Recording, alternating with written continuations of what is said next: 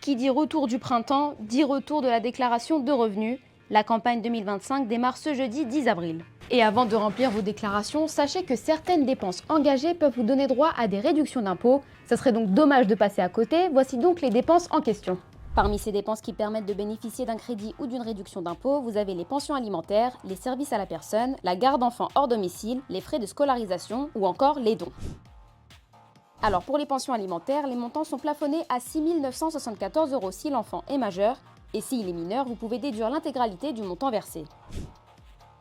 Pour les services à la personne, vos dépenses vous ouvrent le droit à un crédit d'impôt. Ce crédit est égal à 50% des dépenses engagées dans la limite de 12 000 € par an.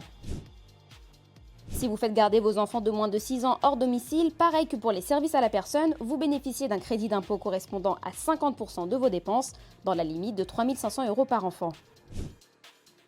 Pour les parents qui ont des enfants scolarisés ou qui poursuivent leurs études, vous pouvez bénéficier d'une réduction d'impôt. Le montant diffère selon le niveau d'études de votre enfant, 61 € au collège, 153 € au lycée et 183 € pour l'enseignement supérieur.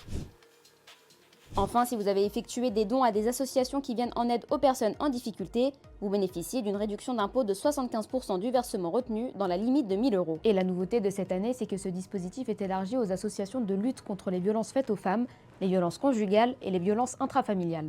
La déclaration de revenus se clôturera le 22 mai pour les départements allant de 1 à 19, le 28 mai pour les départements allant de 20 à 54 et la dernière date le 5 juin pour les départements allant de 54 à 974-976.